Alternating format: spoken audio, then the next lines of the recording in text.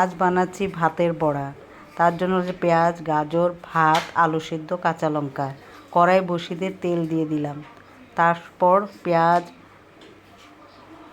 গাজর, হলুদ, লবণ, অল্প ভাজা মশলা দিয়ে মিশিয়ে নিলাম। মিশিয়ে দিয়ে ঢাকা দিয়ে দিলাম। ঢাকা উঠিয়ে দিয়ে সিদ্ধ আলুগুলো দিয়ে দিলাম। দিয়ে একটু নাড়াচাড়া করে নামিয়ে নিলাম। নামিয়ে নেওয়ার পর ভাত, কাঁচা লঙ্কা, 2 চামচ সুজি, 2 চামচ চালের গুঁড়ো